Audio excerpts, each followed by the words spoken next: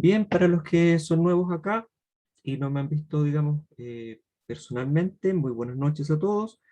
Soy Esteban Guerrero, fundador de IEP Amigos de la Reforma, que aspira a ser un espacio de encuentro para todos los hermanos y amigos que se congregan en la Iglesia Evangélica Pentecostal y que están interesados en las doctrinas de la gracia o doctrina reformada, más conocida popularmente como calvinismo. La sesión de hoy consiste en una lectura guiada, ¿verdad?, del libro de Juan Calvino, Instituciones de la Religión Cristiana, los primeros 6 capítulos. ¿Ya? Para ello hemos preparado una breve biografía de Juan Calvino, los principales énfasis que como pensador cristiano desarrolló, y una sesión final como lectura guiada con intercambio de opiniones, si es que ustedes quieren, y con preguntas y respuestas de estos primeros 6 capítulos. ¿Ya? Espero que la disfruten, que aprendan de este notable reformador y esta ponencia, digamos, les estimule el apetito para continuar acompañándonos en estas sesiones de lecturas de las instituciones, ya que vamos a seguir leyendo estos textos. ¿Ya? Bien, vamos a hacer una muy breve oración para encomendarnos al Señor y que todo esto sea de edificación.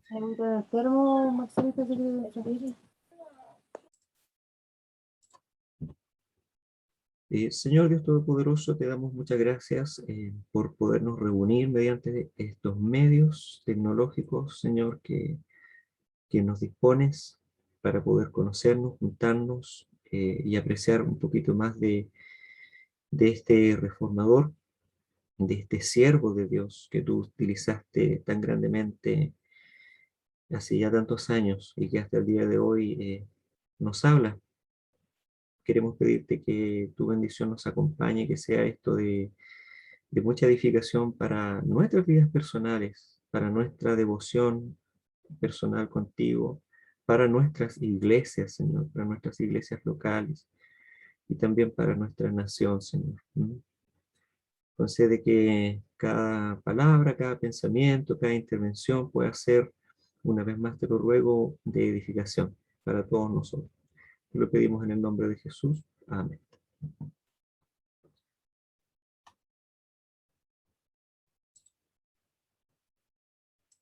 Vamos a incorporar algunos que estaban ahí en la sala de espera. Bien, quiero partir con una breve introducción de un libro famoso, pequeñito, que se llama La Reforma y su relevancia hoy. ¿Ya? Que dice lo siguiente, dice: tenemos que ser conscientes de que la utilidad de la Reforma reside en el hincapié que hace en Dios. ¿Ya? Las doctrinas, los catecismos y las liturgias que brotaron de las plumas de los reformadores indican que su piedad tenía que ver ante todo con él. Daban mucha más importancia a la identidad y la acción divina que a la experiencia humana de Dios. Naturalmente ambas cosas estaban inseparablemente unidas, pero el acento recaía siempre en la parte divina de la ecuación. Sospecho que esta es una de las razones por qué las obras de Calvino revelan tan poco el tipo de hombre que él era. Él raramente habla de sí mismo, ya que lo único que le interesa es el tema específico de la teología, Dios. ¿Ya? Entonces esto es un poco un resumen introductorio de lo que vamos a conversar. Y voy a proyectarles enseguida. Bueno, les aprovecho a contar que el contexto de esta ponencia es el siguiente. Se programó una lectura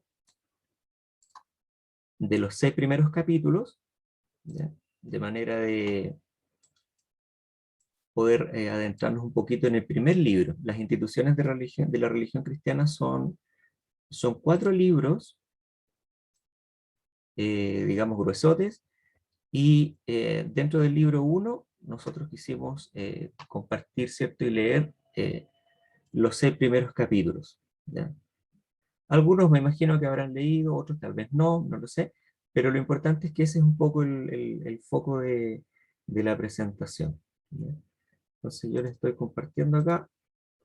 Si hay cualquier problema con la ventana, por favor me dicen.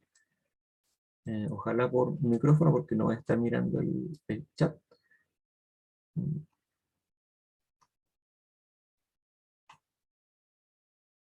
Y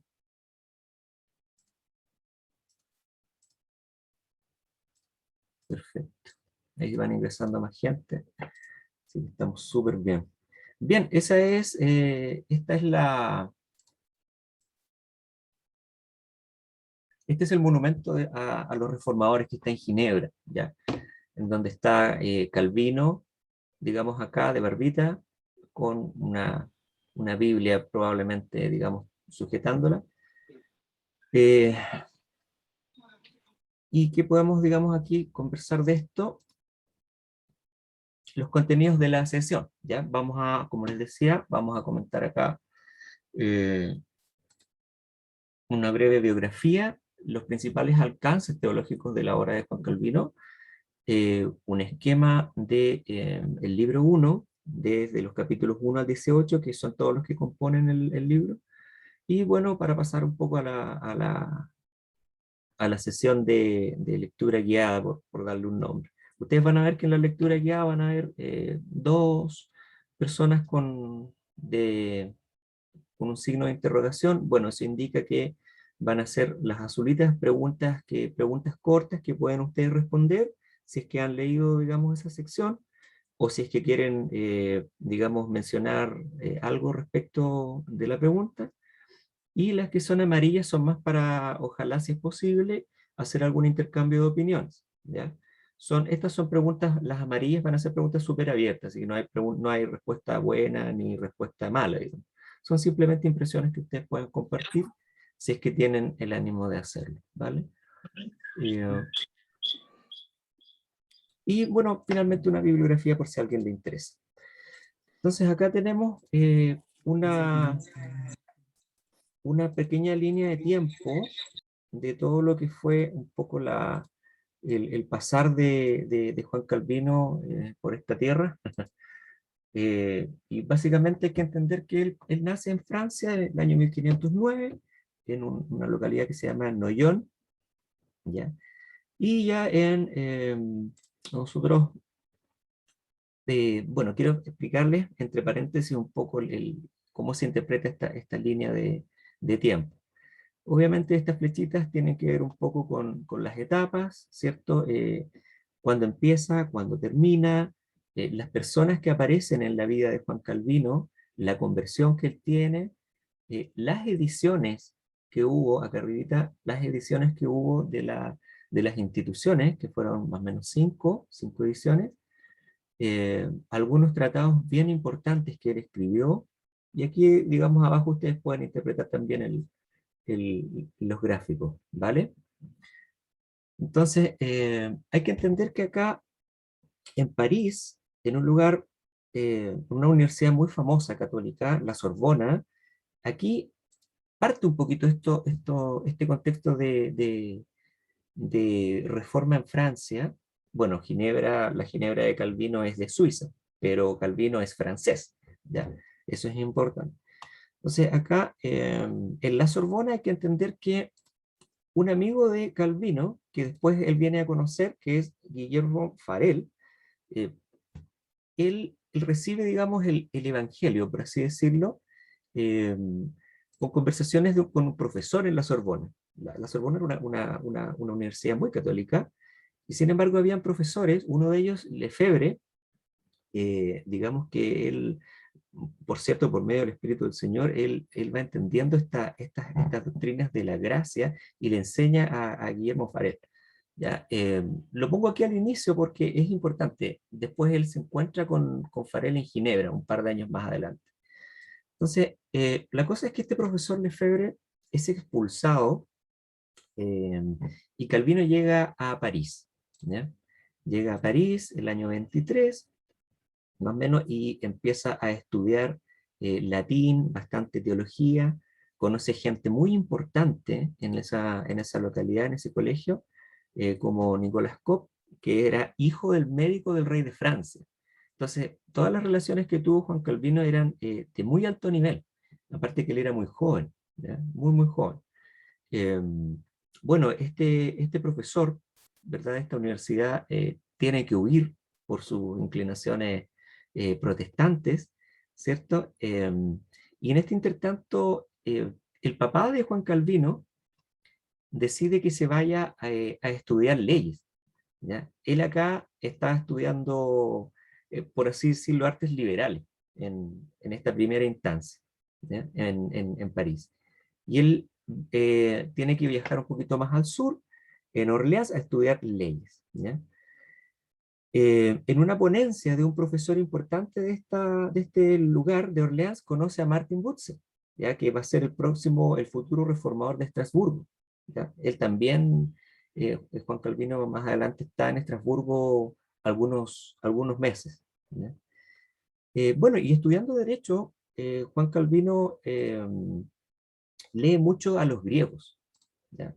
Lee mucho griego. Ustedes van a ver que en las instituciones él menciona muchas cosas relativas a los griegos, porque él cuando estudia Derecho tiene que leer, ¿ya? Tiene que leer bastante.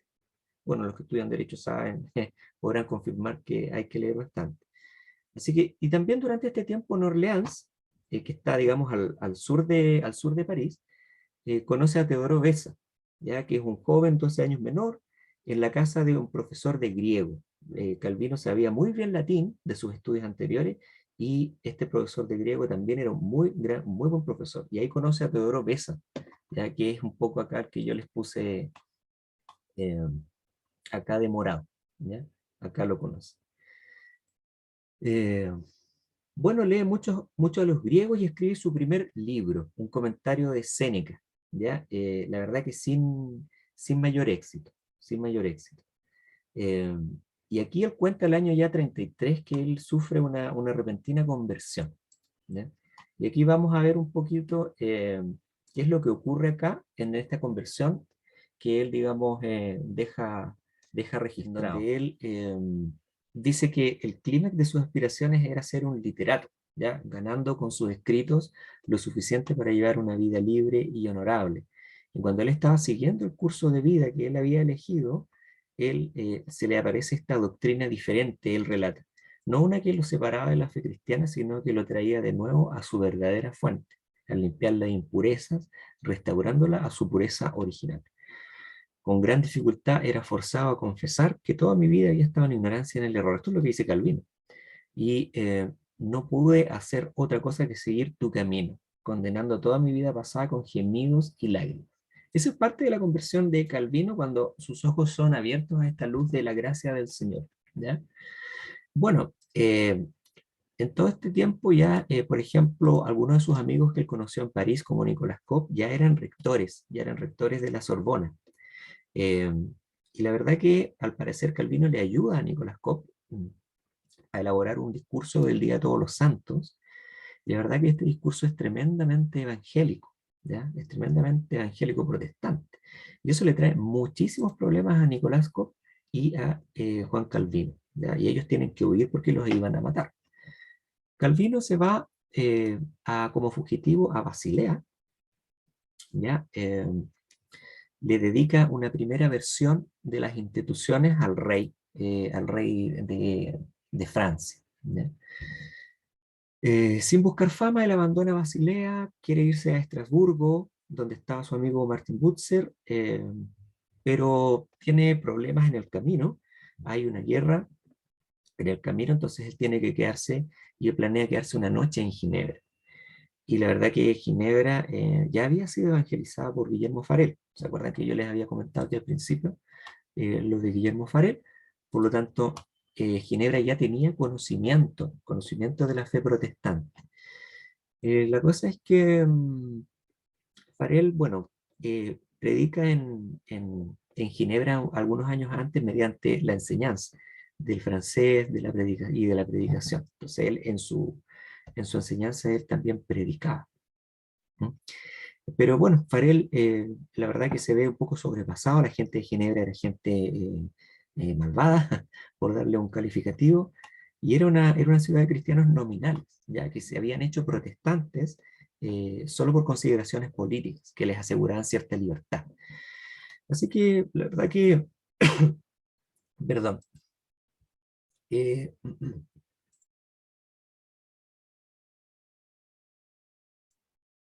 la verdad que Calvino acá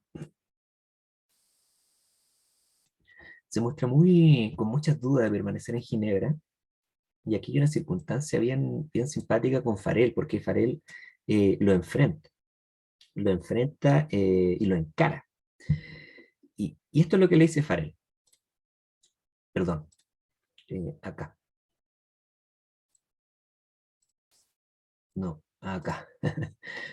Bien, le dice lo siguiente: te digo en nombre del Dios Todopoderoso, a ti que pones tus estudios como una excusa, que si no nos ayudas a llevar a cabo la obra de Dios, él mismo te maldecirá, porque estarás buscando tu propia gloria y no la de Cristo. Entonces, la verdad que Calvino estas palabras le llegaron tremendas, ¿verdad? Aquí, Farel lo encara y él se queda en Ginebra, se queda en Ginebra.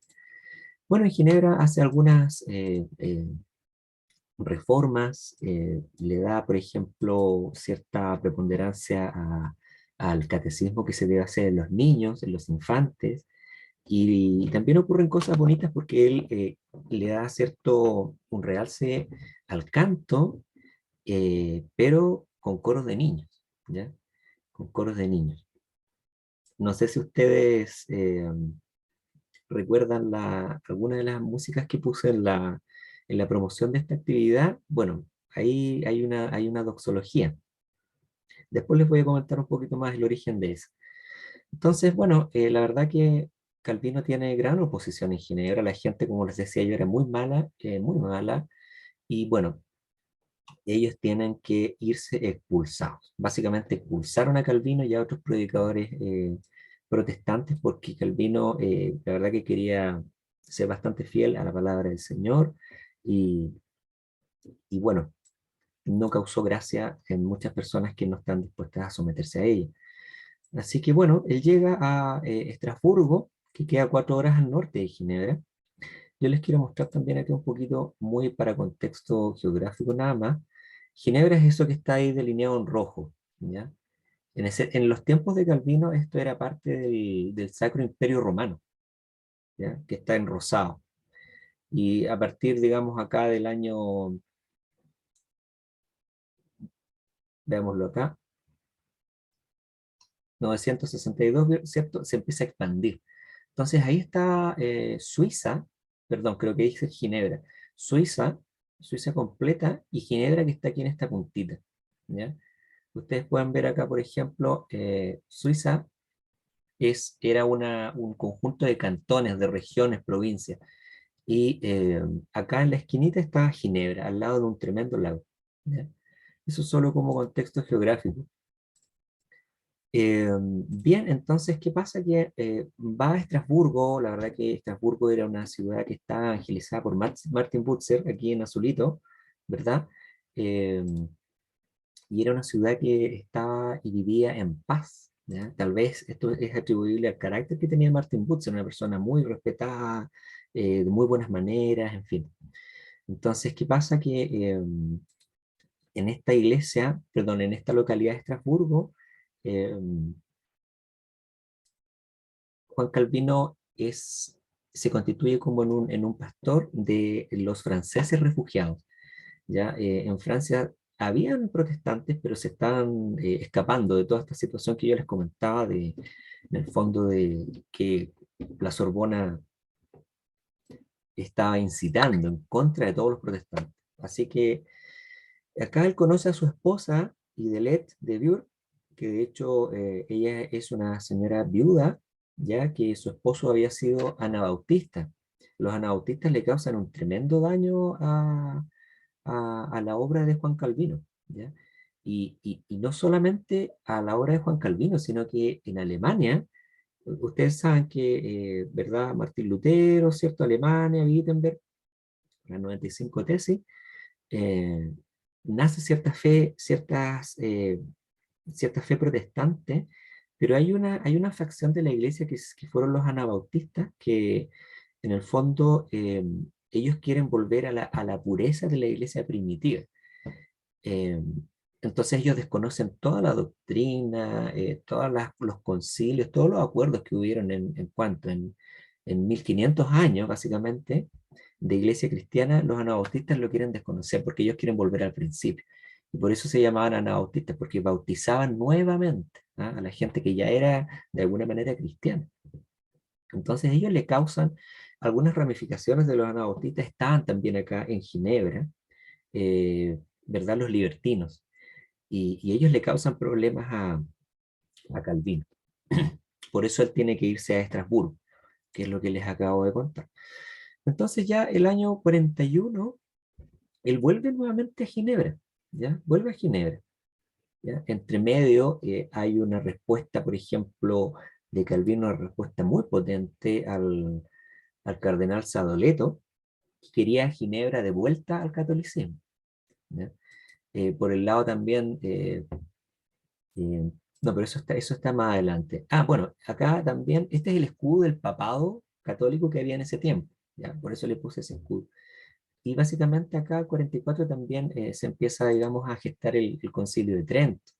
Ya los artículos de fe de la Iglesia Evangélica Pentecostal, que todos sabemos toman de los artículos anglicanos, la verdad que hacen frente a mucha doctrina que tiene que ver con la que había en el Concilio de Trento y con la que también había en los anabautistas.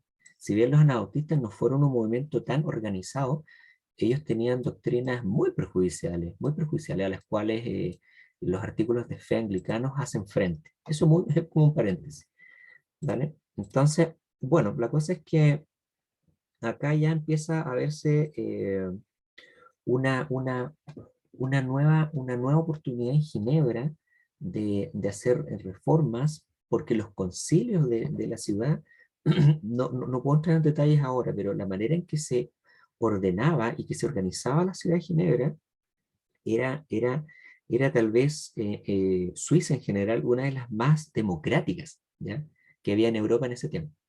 Y esto ayuda mucho a entender después cómo Calvino organiza un poco la iglesia. Pero la cosa es que aquí, hasta este minuto, en Ginebra, todavía estaba combinado el concilio con gente de la iglesia y con gente de mundo, por darle un nombre muy sencillo. Entonces la cosa es que acá el concilio se dan las situaciones que eh, queda, digamos, este síndico, este concilio queda un poco con gente a favor de Calvino, ¿ya? Providencialmente quedan a favor de Calvino, por lo tanto él puede implementar muchas de sus reformas, ¿ya? Entonces acá, por eso les puse yo que aquí ya el 41, él logra, eh, él logra comenzar a implementar las ordenanzas de la iglesia, que es la manera en que él define cómo debería ordenarse y llevarse una iglesia correctamente. Entre medio aquí les puse también yo aquí en esta línea de tiempo algunos tratados anabautistas. Es súper importante esto, ¿ya? Y él también le dedicó un tiempo en el fondo, a contrarrestar estas enseñanzas. Bueno, la verdad que alguien tiene ahí el micrófono activado.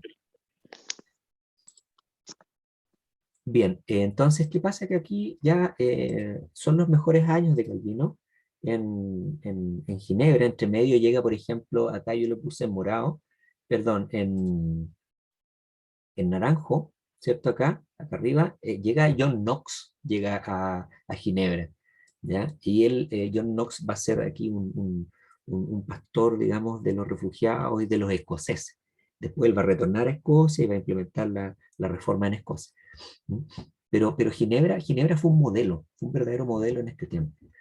Por ejemplo, el 59, cuando ya está, digamos, la última versión de las instituciones editada, ese mismo año, en el fondo, se inaugura la Academia de Ginebra, que es pero una verdadera universidad que todos los protestantes miraban en ese tiempo. Estamos hablando acá siglo XVI, ¿verdad? Entonces, eh, Teodoro Beza, que era, ¿verdad?, que a quien había conocido, es el primer rector que hay ahí. Gaspar Olevianus, que también fue el que diseñó el catecismo de Heidelberg, un catecismo muy, eh, eh, muy irénico, ¿me entienden ustedes? Muy conciliador. ¿Ya? Eso también lo aprendió en la Academia de Ginebra. Y bueno, la Academia de Ginebra se llena de canto también. ¿Ah? En el año 62 se publica el Salterio de Ginebra, en donde hay salmos con melodías, etcétera, etcétera. Y no sé si ustedes recuerdan un poco la doxología que ellos incluían en las historias, esa verdad que dice algo así como, a Dios el Padre, na, na, na". Esa en el fondo nace acá, ¿ya? Esas melodías vienen de ese tiempo. Entonces es un poco para darles contexto. Y el 64, bueno, él fallece. Esto es un poquito lo que les preparé como línea de tiempo. Respecto a los principales alcances teológicos de la obra de Juan Calvino, eh, la verdad que aquí hay varias cosas súper interesantes, ¿ah? Porque estos son los 4 puntos principales que atraviesan toda la obra de Juan Calvino, incluidas las instituciones. Por ejemplo, hay un énfasis, ¿cierto?, en la unidad inseparable de la palabra y el espíritu. Por ejemplo, Lutero, con los anabautistas, que eran muy espiritualoides, ¿ya? Por darle un nombre. Eh, la verdad que con él tuvo que marcar algunos límites. Lutero con los anabautistas. Entonces, Calvino, Calvino busca como un equilibrio en el sentido de que no, aquí no solamente es la objetividad de la palabra, también el espíritu del Señor. Por eso se habla que Calvino también es un teólogo del Espíritu Santo. El Espíritu del Señor junto con la palabra obra. ¿Ya? No es solamente la palabra, no, la palabra y el Espíritu. ¿Ya? Por ejemplo, él cuando Calvino comenta en Mateo 6:10, ya él dice, eh, esto se hace, les voy a leer lo que dice el comentario de Calvino. Calvino también escribió muchos comentarios. ¿Ya? Eh, Esto se hace en parte por la predicación de la palabra y en parte por el poder secreto del Espíritu. Es su voluntad gobernar a los hombres por su palabra, pero como la voz desnuda, si no se agrega el poder interno del Espíritu, no atraviesa los corazones de los hombres. Ambos deben estar unidos para que el reino de Dios pueda ser establecido. Entonces, esos son los énfasis, uno de los énfasis principales que Calvino tiene en toda su obra, ¿ya? Hablar de la palabra y el Espíritu Santo. Y segundo punto, la importancia del verbo eterno encarnado. ¿Ya? Aquí, por ejemplo, los luteranos, también ellos tienen que hacer Calvino hace una distinción respecto de los luteranos. Los luteranos como que apostaban más a lo que Cristo hizo por nosotros en la cruz. Es cierto, el Señor hizo cosas en la cruz por nosotros, nos redimió, pero Calvino también pone un énfasis en este verbo eterno encarnado, en lo que Dios, en lo que Jesús hace en nosotros, no solo por nosotros, sino que en nosotros. Entonces ese es otro énfasis importante. Por ejemplo, el tercer punto es aún más aguda la diferencia con los luteranos, porque dice la palabra del Señor ofrece, pero también demanda. ¿Ya? Los luteranos, Lutero, si ustedes recuerdan, tiene un gran conflicto con la ley de Dios. Él se siente con una carga muy grande, ¿ya? De parte de la ley de Dios. Y él encuentra en la gracia del Señor Jesucristo, encuentra reposo. Pero, ¿qué ocurre? Que hay demasiado reposo, demasiado reposo en eso y se descuida la ley. ¿Ya? Entonces, ¿qué pasa? Calvino no hace esa distinción no la separa tanto, sino que él entiende que es un balance, lo que es ley y evangelio, entre dar y recibir. La ley ya no nos condena, pero es un motivo de gratitud cumplirla. No es una carga, como queda la idea en Lutero. Entonces, ese es un énfasis súper importante. Eh, También hay que recordar, y más adelante en las instituciones va a salir respecto de esto, que los usos que Calvino le da a la ley son diversos, ¿ya? Son diversos. Por ejemplo, Lutero da cierto, eh, le da un énfasis a la ley como la que nos acusa, ¿verdad? Como que la que nos acusa, nos corrige. Pero la ley también nos enseña, ¿ya? La ley también nos enseña. Entonces, estos usos de la ley adicionales a los que el luteranismo había definido también son un carácter importante en la obra de Calvino. Y por último, la palabra del Señor es una palabra que elige y rechaza. Y aquí es indudable que este tema también es muy propio de Juan Calvino. Él retoma las enseñanzas de San Agustín, ¿verdad? Un padre de la iglesia, de hace muchos años atrás, eh, respecto de la elección. Ya esto no podemos nosotros dejar de mencionarlo porque es un rasgo importante. Eh, pero también es muy cuidadoso él para no especular, ¿ya? Para no especular, por ejemplo, quién es elegido o quién no. Eso es algo que Calvino aborrece. O sea, de repente hay como prejuicios en contra, digamos, de la enseñanza calvinista precisamente por el tema de la elección. Pero Calvino aborrece eso, aborrece el especular con esta realidad bíblica, ¿ya?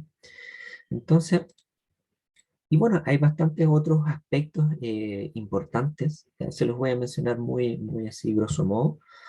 Eh, bueno, los que pudieron leer se darán cuenta que él aprecia mucho el orden creado por Dios, ¿ya? La creación nos habla mucho del Señor, ¿cierto? Eso lo leímos en el libro uno, en los capítulos que nos tocó leer. Él habla mucho de la providencia de Dios, cómo Dios es un Dios cercano, no es un Dios que creó el mundo y se fue, no, es un Dios que está involucrado, es un Dios providente, es un Dios que está al tanto de lo que le ocurre a su creación inanimada, como es el universo, y a su criatura, objeto de su amor, como es el hombre. Eh, entonces, también habla, por ejemplo, acá de un pacto de gracia. Él habla, si bien Calvino no es el que desarrolla completamente la teología del pacto, entre paréntesis, la teología del pacto es una manera de ver, de leer la palabra del Señor desde el Génesis al Apocalipsis. ¿Cuál es el hilo conductor que hay en la palabra del Señor? Son los pactos que Dios hace con el hombre, ¿ya? Entonces, él también habla de que hay un pacto de gracia con distintas, digamos, administraciones. Y bueno, lo que les comentaba antes, el significado de la humanidad de Cristo, cómo Cristo está en nosotros, cómo crece en nosotros, cómo somos unidos con Cristo, el triple oficio de Cristo. Por ejemplo, ahí se habla, ¿verdad?, que el Señor, ¿cierto?, es sacerdote, rey y profeta. Esos son los oficios de Cristo. La obra de Calvino también atraviesa ese énfasis.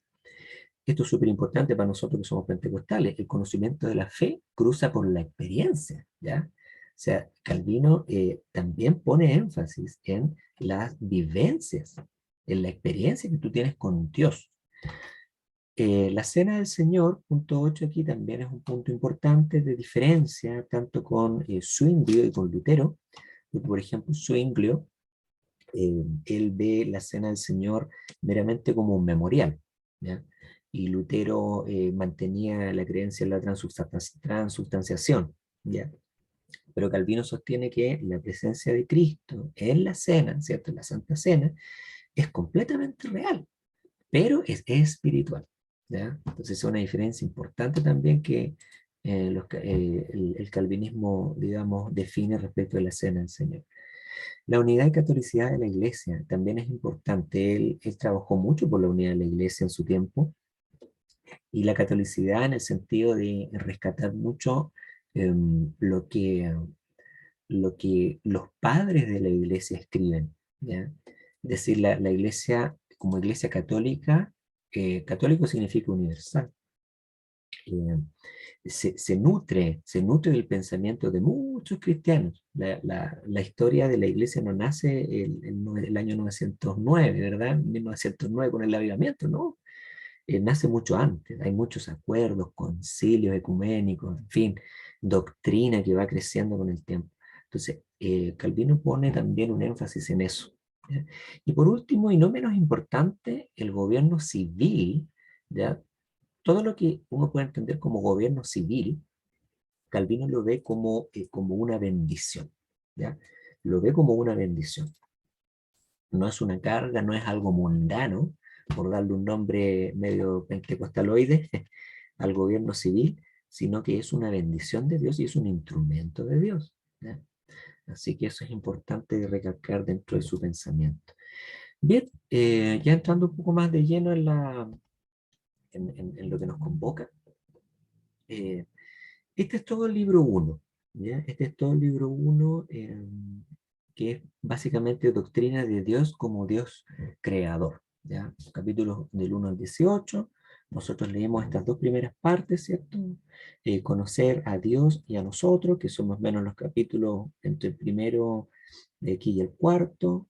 Dios revelado en la creación, que es el capítulo 5. Estos dos fue como un poquito la tarea que tenían, ¿cierto? Y por último, también avanzamos un poquito con este tema que tiene que ver con la Biblia y el Espíritu Santo, que es el capítulo 6 en adelante, ¿ya? Que después vamos a seguir leyendo. Eh, También va a hablar de la idolatría y la Trinidad y el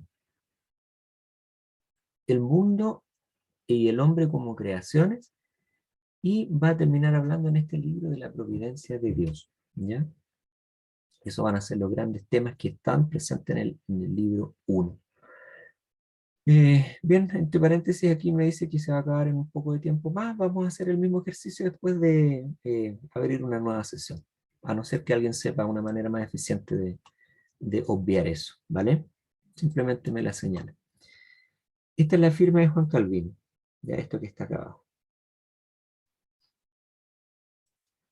Entonces vamos aquí un poquito ya más en tierra derecha con la lección que nosotros pudimos compartir, ¿ya? Eh, y bueno, tiene que ver acá con la manera en que Calvino estructura su institución y cuáles son los propósitos. Ahora aquí le llama la atención esta sigla. Esto está al principio de la institución, de la traducción al español. Dice CDD. Bueno, este es Cipriano de Valera, ¿ya? El famoso Cipriano de Valera, eh, que es, digamos, el que quiere traducir esta institución que estaba en francés, que estaba en latín, al español. Así que también le debemos a él algo de gratitud. No estoy seguro si es el mismo que tradujo la Biblia, ¿ya? Ahí si alguien puede confirmarme eso, porque no alcancé a chequearlo. Pero me da la impresión que sí, que el mismo Cipriano de Valera, de nuestra famosa Reina Valera, es el que traduce la institución de Juan Calvino al español. Bueno, aquí él dice que es por gratitud a Dios, por la conversión de los españoles y porque faltaban libros. ¿Ah? Había pocos libros en ese tiempo, libros buenos. Y bueno, y eso es lo que dice el traductor, simplemente es una anécdota esto que les cuento. Pero ya aquí en el punto 2 Calvino al lector, esto no era parte, digamos, un poco del plan de lectura, pero Calvino le escribe, digamos, al lector, al que va, digamos, a hacer uso de las instituciones, y le aclara cuál es el fin de ese libro, ¿ya? Y el fin tiene que ver un poco con dos cosas que son muy relevantes, porque una que tiene que ver con la instrucción, con la instrucción de que un fiel puede recibir para poder también él acercarse a la Biblia eh, sin mayores errores, como los errores que habían, por ejemplo, católicos romanos o también anabautistas, como yo les comentaba. Entonces, ese es el fin que Calvino persigue al escribir la institución. Y esta brevedad se refiere, él escribe acá, cuando le señala, digamos, al lector cuál es el fin de las instituciones, él le comenta eh, que los comentarios No sé si está grabando, hermano. Gracias por el comentario, pero se está grabando. Sí, grabando, dice, en esta computadora. Ya. Aquí es súper importante eh, que él se explaya mucho en doctrina en las instituciones, ¿ya? Pero en sus comentarios bíblicos, él es muy breve, ¿ya? Si ustedes han tenido la oportunidad de ver un comentario bíblico de Calvino, él opta por la brevedad, ¿ya? Por la brevedad, para no agregarle ni quitarle mucho al texto, sino que él es muy respetuoso del texto y él apuesta a la brevedad en sus comentarios. Pero en la institución él desarrolla toda la doctrina. Entonces, ustedes van a ver que en muchos comentarios, eh, como notas al pie, Calvino dice revisar las instituciones en tal sección. Con respecto a este tema, profundizar en las instituciones, libro 3, capítulo 5, por decirles algo. Eso es lo que él explica aquí como al lector. Entonces yo aquí les estoy comentando un poco como a modo de ejercicio, cómo hacer un poquito la dinámica, ya para que se vayan soltando, si tienen ganas de opinar, no quiero que estén ahí como tensos. La verdad que la primera parte era un poco para darles contexto del autor y de su línea de tiempo, pero un poquito esta va a ser la dinámica. Aquí en el cuadrito, en el cuadro celeste, va a haber un resumen, un poco de los temas más importantes del, del capítulo, y acá abajo van a ver algunas preguntas, preguntas breves. ¿Ya? La idea es que ustedes puedan responderla a través del chat, si quieren usar el micrófono no hay problema. Son respuestas breves, y si alguien es un poquito más osado y quiere en el fondo buscar la cita dentro de la institución que responde esta pregunta, bienvenido sea, por favor, con toda confianza nomás, muchachos. Y aquí estamos en confianza, estamos aprendiendo, y la idea es un poco también escucharlos a ustedes, ¿ya? Porque siempre hay, con el calvinismo y con las instituciones, siempre hay prejuicios, siempre hay cosas, sobre todo en nuestro medio pentecostal, hay prejuicios, hay ideas preconcebidas, etcétera. Entonces, la idea es que ustedes también puedan decirles abiertamente, ¿dale? Entonces, ¿cómo quería Calvino que se usaran las instituciones? Como un método de instrucción, porque en los comentarios él iba a ser más breve, mucho más breve, ¿ya? Aquí, por ejemplo, ustedes ven, aquí dice, así que habiendo yo abierto este camino, se refiere a lo que él desarrolla en las instituciones, seré siempre breve en los comentarios que haré sobre los libros de la Sagrada Escritura, no entrando en ellos en luengas disputas. Bueno, hay palabras de un español antiguo que no son tan familiares, ni divirtiéndome en lugares comunes, ¿ya? Entonces, eso es un poco el espíritu que hay en las instituciones, ¿ya?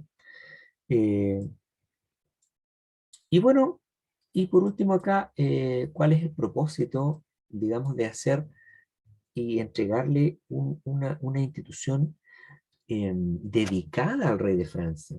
¿Ya? Porque hay un prefacio que está dedicado exclusivamente al rey de Francia y que él mantiene en las instituciones incluso cuando el rey de Francia ya había muerto. Entonces es importante en el fondo este prefacio, en donde él explica un poquito cuáles son eh, los motivos por los cuales él escribe. Yo creo que en estos 2 minutos alcanzo a comentarles eso, y después voy a renovar el link para que estén atentos. Entonces aquí dice, por ejemplo, las circunstancias. Había persecución, como yo les comentaba, había mucha persecución de franceses convertidos al protestantismo. Habían cargos falsos que se le estaban imputando, digamos, a la gente, de parte de ciertos fariseos, dice Calvino, refiriéndose a gente de la Sorbona. Por ejemplo, los católicos romanos de ese tiempo decían que, bueno, los padres de la iglesia estaban con ellos, con los católicos romanos, pero Juan Calvino conocía mucho de los padres de la iglesia. Entonces él los cita y él concluye que ellos estaban en el fondo de acuerdo con él. Así que esas eran algunas de las instancias, las circunstancias que él le explica al rey de Francia, ¿vale? Y por aquí también hay un argumento fuerte por el lado de la Iglesia Católica Romana, que habían costumbres que tenían siglos y siglos de ser, digamos, las mismas. Pero aquí Calvino la verdad que es muy bíblico, y él dice cuáles son, en el fondo, las marcas de una verdadera iglesia. Ya si ustedes se dan cuenta acá, dice, eh, nosotros al revés decimos que la iglesia puede consistir sin apariencia visible y que su forma no consiste en esta majestad que se ve, sino que en la predicación pura de la palabra del Señor y en la legítima administración de los sacramentos. Entonces también aquí hay un cargo tremendo que le hacían a ellos, a Calvino y a los protestantes, que eran alborotadores. Ya les decían que eran alborotadores, pero, pero ellos no eran los alborotadores, po. Los alborotadores eran los anabautistas. De hecho, los anabautistas en Alemania, en Münster, ellos se quieren tomar una ciudad y se toman una ciudad tremenda que es Münster, y ellos quieren ahí, en el fondo, instaurar una teocracia, pero es una cosa una teocracia muy extraña, porque en el fondo admitían la poligamia, suprimían, digamos, el gobierno civil. Entonces habían cosas que no eran muy bíblicas. Pero bueno, así pensaban los anabautistas, y en el fondo se les acusaba de sediciosos. Y esa misma acusación se estaba levantando contra los protestantes, lo cual era falso. Y de hecho en las instituciones, eh, el Calvino, digamos, él le dice al rey que en el fondo los protestantes están orando por él, están orando por su reino, están orando para que prospere su reino, para que la palabra del Señor llegue, digamos, a los franceses. Él amaba mucho su patria, ¿ya? Recuerden que Calvino era un francés en Suiza. Entonces, eso también como paréntesis, explica, digamos, un poquito el rechazo que causaba en Suiza, digamos, en Ginebra. Bien, eso entonces como, como introducción. En fin, cuáles fueron las circunstancias de su escritura, son las que les comenté. ¿Quiénes eran los reales abordadores? Bueno, ya lo dijimos, eran los anabautistas, ¿ya? Y ahora comenzamos ya con el libro uno, el capítulo uno. Acá, si bien hay un poco de texto en la caja azul, la verdad que traten de irse a lo que está subrayado nomás en rojo, ¿ya? A lo que está en rojo, y no hay ningún problema, ¿ya? Entonces, bueno, yo quiero partir acá con una pregunta súper abierta nomás. Acá los que están, eh, no sé cuántos estamos acá, seis, habemos seis. Y si tienen algún prejuicio, alguna impresión de lo que yo les he comentado respecto del reformador, alguna observación, si pudieron leer, si no pudieron leer, si, qué les pareció, yo dejo un poquito la palabra. Si no hay nada, seguimos, pero quiero darles la oportunidad si pueden, si quieren comentar algo. Y en la lectura muy general nada más. ¿Sí? No hay respuesta buena ni mala.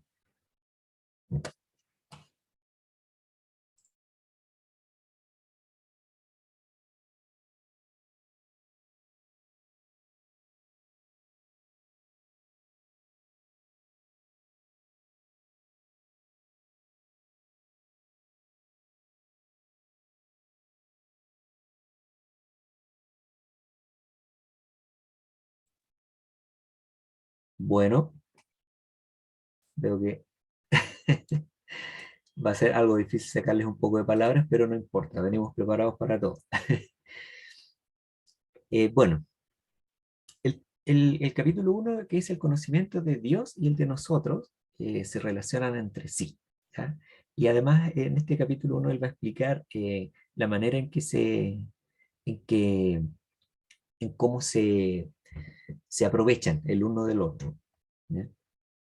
Acá, digamos, hay algunas cosas interesantes. Por ejemplo, no podemos nosotros aspirar seriamente a Dios antes de que comencemos a disgustarnos con nosotros mismos, ¿ya? La verdad es que todo el capítulo,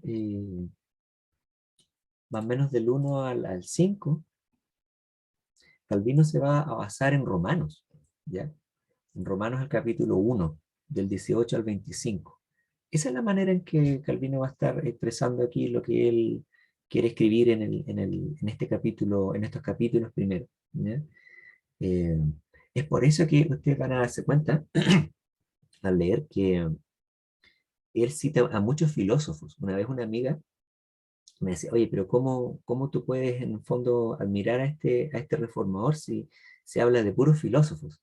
Y claro, Calvino cita filósofos griegos, bueno, porque él había estudiado, era una herramienta que él tenía, pero principalmente porque Calvino está imitando al apóstol Pablo en su manera de persuadir, en su forma de argumentar. Y Pablo también lo hace. Él menciona en Hechos 17:28, ¿cierto? No es en 17:28, pero Pablo también cita pensamientos de griegos, de filósofos. ¿Ya? Eso es un hecho, eso es un hecho, no es una interpretación mía, digamos, ni antojadiza. Pablo lo hace. Entonces, esa es la manera de persuadir que tuvo Pablo y esa es la manera que también, aun cuando las audiencias eran distintas, que en el fondo eh, Calvino quiere también emular, ¿ya? Entonces, claro, es imposible conocernos, en el fondo, a nosotros sin antes conocer de quién somos imagen, ¿ya? Eso es importante, es súper relevante, porque él quiere dar a entender que el hombre es imagen de Dios. Miren, yo les voy a compartir acá unos textos que están en el capítulo 1, ¿ya? Que hablan un poco de esto. Dice, esto está en el capítulo 1. Dice, porque vemos cómo Abraham, cuando más llegó a contemplar la gloria de Dios, tanto mejor se reconoció a sí mismo como tierra y polvo. Génesis 18:27. Y cómo Elías escondió su cara, no pudiendo soportar su contemplación. Tanto era el espanto que los santos tenían con la presencia de Dios. eh, ¿Y qué hará el hombre que no es más que podredumbre y hediondez, cuando los mismos querubines se ven obligados a cubrir su cara por el espanto? Todo esto es lo que Calvino está explicando. Por esto el profeta Isaías dice que el sol se avergonzará y la luna se confundirá cuando reinare el Señor de los ejércitos, es decir, al mostrar su claridad y al hacerla resplandecer más de cerca, lo más claro del mundo quedará en comparación con ella en tinieblas. Entonces, eso es un poco lo que Calvino aquí quiere comentar, ¿ya? Que al acercarnos, digamos, a la santidad de Dios, nosotros quedamos expuestos, ¿ya? Y apreciamos nuestra pecaminosidad. Y también nos recuerda, ¿cierto?, que en lo que yo les acabo de comentar, a través de citas de la Escritura, cómo el hombre reacciona frente a la gloria del Señor, ¿ya?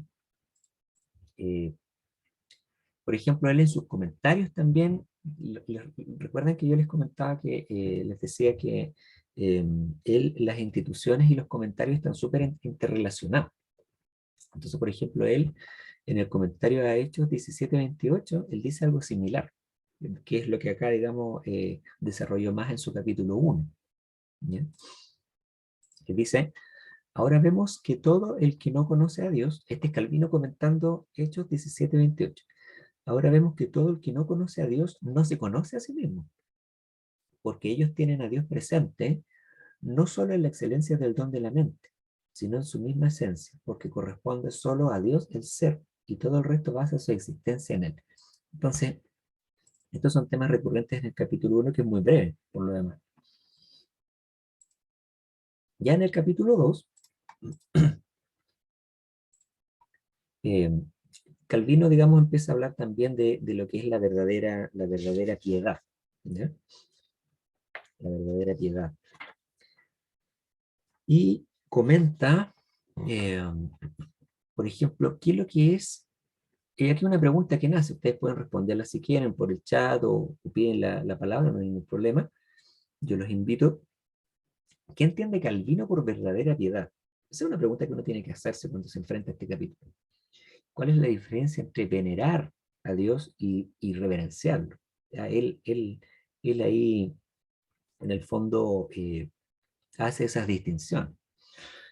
Y en este capítulo 2 les quiero leer también las dos últimas grandes frases que hay en el párrafo final, para que entiendan un poco qué es lo que, qué es lo que Calvino plantea en este capítulo, porque él se plantea en qué consiste conocer a Dios, cuál es la finalidad de este conocimiento, ¿ya? ¿Qué es lo que es la verdadera piedad? ¿Ya? Se lo voy a leer. Eh, Dice acá, por ejemplo, llamo piedad a una reverencia unida al amor de Dios, que el conocimiento de Dios produce, que el conocimiento de Dios produce. Porque mientras que los hombres no tengan impreso en el corazón que deben a Dios todo cuanto ellos son, que son alimentados con el cuidado paternal que de ellos tiene, que Él es el autor de todos los bienes, de suerte que ninguna cosa se debe buscar fuera de Él, nunca jamás de corazón y con deseo de servirle se someterán a Él. Y más aún, si no colocan en Él toda su felicidad, nunca de veras y con todo el corazón se acercarán a Él. Entonces, eso es lo que Calvino dice que es un poco la verdadera piedad. Cuando le preguntan qué es lo que es conocer a Dios, bueno, es vivir esa vida piadosa que él aquí está un poco describiendo. Y también les comento acá un segundo sección que dice, además de esto, eh, no deja, no deja de pecar por temor al castigo. Este es el creyente, está hablando Calvino del creyente, sino porque ama y reverencia a Dios como Padre. Ven, aquí está un poco la pregunta que uno puede hacerse respecto de la diferencia que hay entre venerar simplemente o reverenciar a Dios. Eh, lo considera y le honra como a Señor. Aunque no hubiese en infierno, sin embargo, tiene gran horror de ofenderle. Esto es Calvino hablando. Ve pues lo que es la auténtica y verdadera religión, ¿ya? A saber, fe unida a un verdadero temor de Dios, de manera que el temor lleve consigo una voluntaria reverencia y un servicio tal cual le conviene y el mismo Dios lo ha mandado en su ley, ¿ya? Entonces este es un poquito el núcleo de lo que hay en el capítulo 2 que tiene que ver un poco con conocer a Dios, cuál es la verdadera religión. Entonces aquí uno puede hacerse también preguntas, eh, eh, la piedad que Calvino en el fondo describe, tiene que ver eh, tiene que ver con el estándar del cristianismo actual.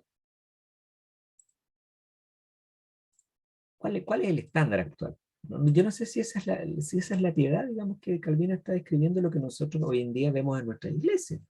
Entonces, esas son preguntas que uno podría también hacerse. ¿Y cuáles serían entonces? Si no es esta piedad, digamos, característica, digamos, de la iglesia del día de hoy, bueno, ¿cuáles son entonces esas marcas? ¿Cuáles son las marcas que nos describen como iglesia? Nosotros somos una iglesia, eh, eh, tenemos ciertas definiciones culturales, de patrones de comportamiento, etcétera, una idiosincrasia muy propia nuestra, ¿cierto? Como IEP. ¿Cuáles son las marcas del Evangelio? ¿Se parecen a esta piedad que habla Calvino, donde dice, ¿cierto?, que es eh, amar, considerar a Dios, temerle verdaderamente, y que aunque no hubiese infierno, sin embargo, tendríamos gran horror de ofenderle? A mí me queda súper grande, no sé a ustedes. El Señor nos ayude, ¿ya? Ya en el capítulo 3 bien interesante, hermanitos queridos, porque la verdad que en el capítulo 3 se va a hablar un poco de un tema bien importante en la teología de Calvino que tiene que ver con este sentimiento de Dios. Él en latín lo dice de esta manera, le llama sensus divinitatis, ¿ya? ¿Verdad? Que tiene que ver con esta intuición de que hay un creador, ¿ya?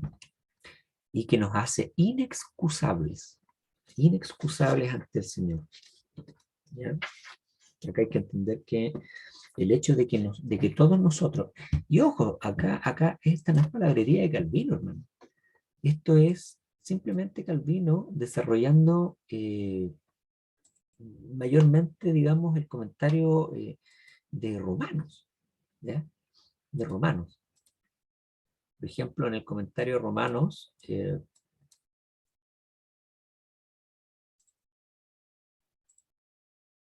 él dice lo siguiente. ¿Mm?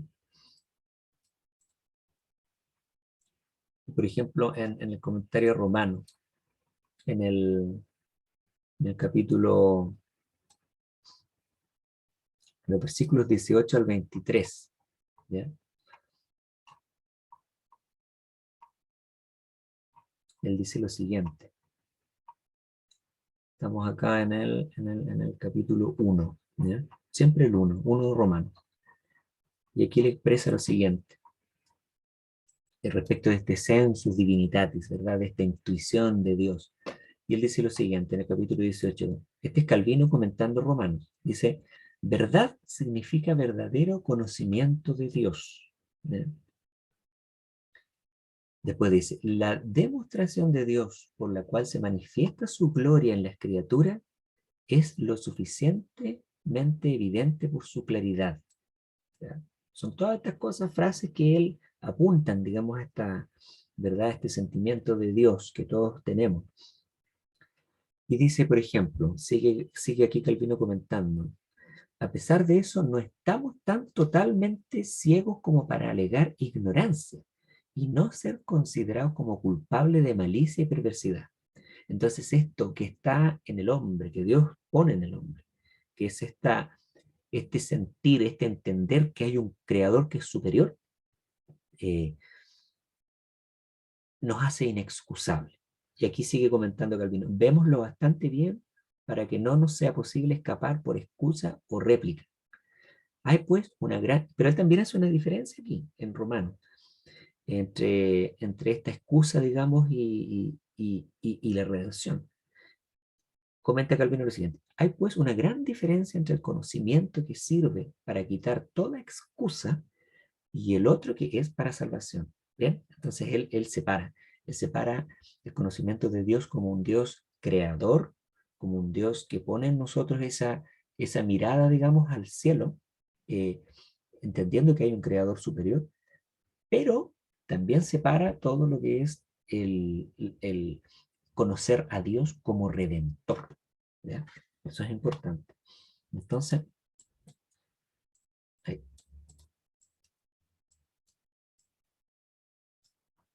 un segundo que ahí sí. Entonces, eso es lo que él comenta, digamos, en el capítulo 3, ¿ya? Entonces, aquí las preguntas que uno se plantea, ¿se pueden intuir del Dios creador de manera natural? Sí, eso es lo que dice Romanos y lo que desarrolla Calvino.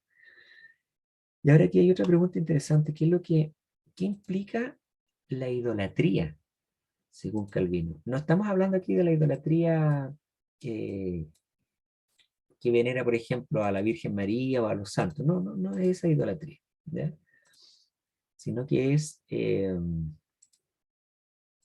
la idolatría como un sentido de adorar algo. Y esto está, por ejemplo, denme un segundo que aquí tengo un cartelito.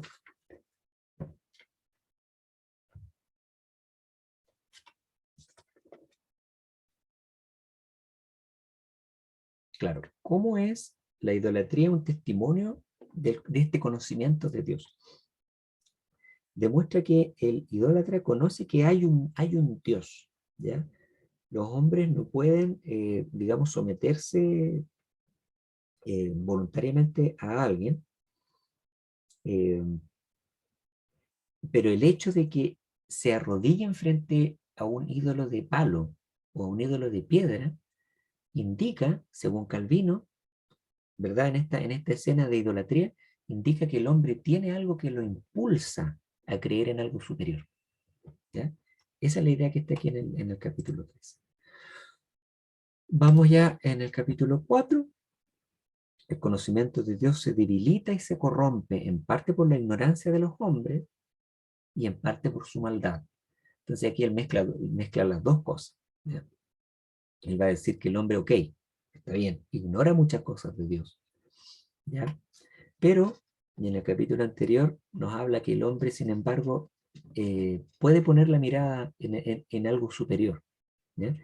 Pero también es la maldad del hombre la que enturbia esa visión, ¿ya? Entonces acá, por ejemplo, les comparto yo en el capítulo 4, un texto bien interesante, que dice así.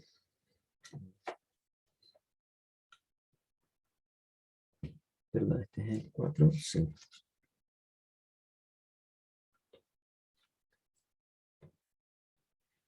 Y dice así, este es la semilla del conocimiento de Dios no puede madurar en el corazón de los hombres. Así parte el capítulo 4.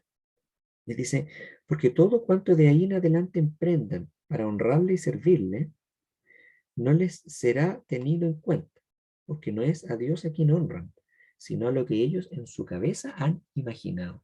Entonces, eso es importante, digamos, resaltar que en este capítulo 4 es un poco lo que Calvino quiere expresar, ya que la maldad del hombre corrompe esa capacidad, ¿verdad?, de ver esta pequeña lucecita. ¿No? Y otra porción dice así, en el capítulo 4 también, de este modo queda deshecha la frívola defensa con que suelen muchos colorear su superstición. Piensan, y esto es importante, piensan que para servir a Dios basta cualquier deseo de religión, aunque sea desordenado, pero no advierten que la verdadera religión se debe conformar a la voluntad de Dios como una regla que jamás se tuerce, y que Dios siempre permanece en su ser del mismo modo y que no es un fantasma que se transfigura según el deseo y capricho de cada cual de nosotros. Sí, eso es lo que dice él, que el temor, en el fondo reverente, o el celo por la religión, no es suficiente. No es suficiente. Y el capítulo 5 es el capítulo más extenso y es el capítulo en el que habla Calvino ya de cómo, en el fondo, en la creación propiamente tal, Dios se revela, ¿ya? Cómo Dios se revela en lo creado. Ese es el capítulo 5. Y tengo acá una sección que es muy, muy especial, porque dice lo siguiente.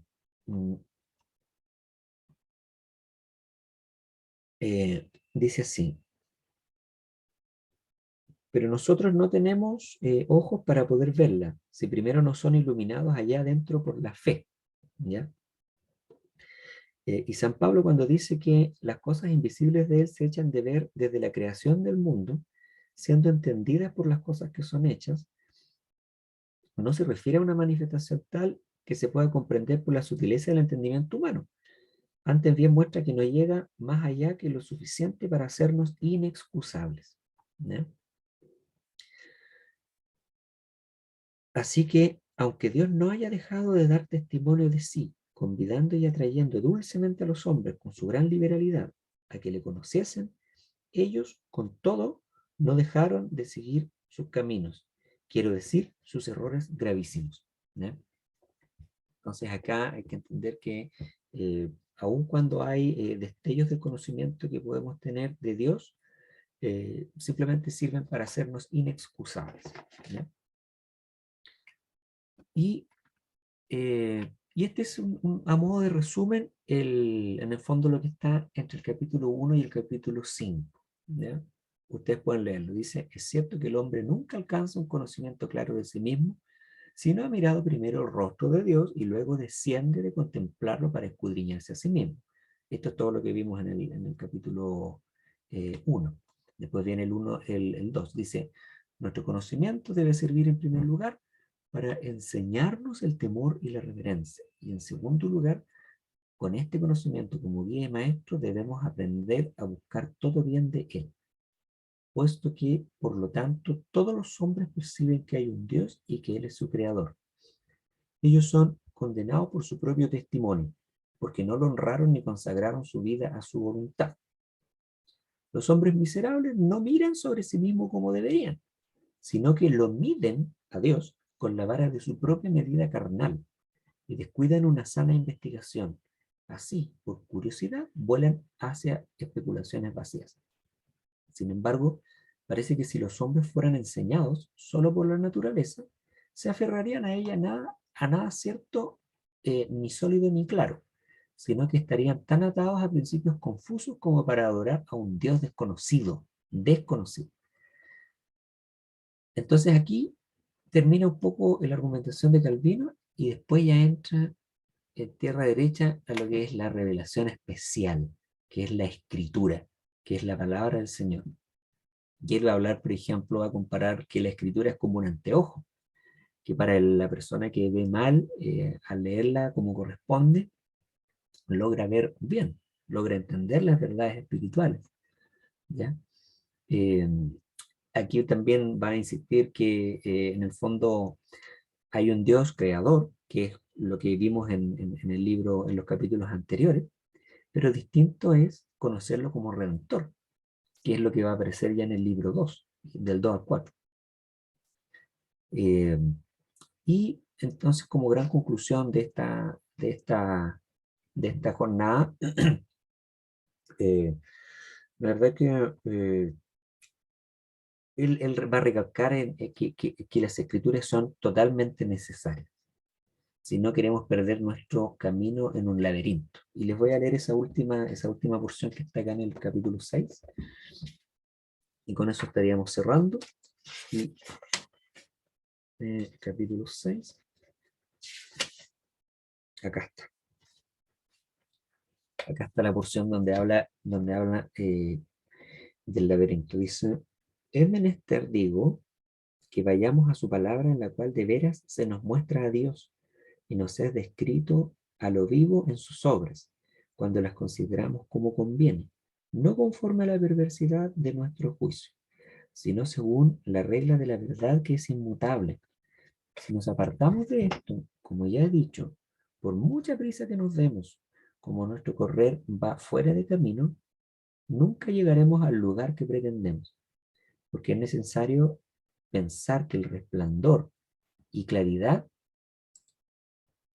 que el resplandor y claridad de la divina majestad, que San Pablo dice ser inaccesible, es como un laberinto del cual no podríamos salir si no fuéramos guiados por él con el hilo de su palabra. Entonces, lo que Calvino aquí señala es que la realidad de Dios es tan inmensa, es tan grande, que se manifiesta, digamos, en la creación, pero que Dios en sí es tan grande que si quisiéramos seguirlo, la verdad que no podríamos hacerlo y nos perderíamos en un laberinto, si no fuera por la claridad que las escrituras nos entregan, ¿ya? Entonces eso es un poco el resumen, mis queridos hermanos, de lo que ha sido esta primera lectura. Después ustedes me darán el feedback si esto estuvo, digamos, muy extenso, muy denso, si estuvo entretenido, si aprendieron mucho, aprendieron poco, etcétera. Ese feedback, yo la verdad que por favor se los agradecería, ¿ya? Así que no hay ningún problema. Bueno, yo la verdad les voy a dejar la sesión hasta acá. Si alguien quiere hablar, si alguien quiere comentar, por favor, adelante. Ahí hay una bibliografía, si a alguien le interesa ahondar un poco más en el tema. Y quería recomendar este texto que es una biografía de Calvino. ¿Ya? No sé si pueden verla ahí, pero es una biografía, bueno, no se ve muy bien, pero es una super biografía de libros de desafío. La verdad que la encontré muy, muy buena. ¿Ya? Si pueden comprarla y leerla, la van a disfrutar mucho, porque se lee de corrido casi sola. Así que eso, pues, mis hermanos, mis hermanas, espero que les haya gustado, que hayan aprendido. Y si quieren conversar, si quieren hablar algo, quedan 8 minutos. Así que yo les cedo nomás la palabra. Si no quisieran conversar, no hay ningún problema y lo dejamos también hasta aquí. Ya yo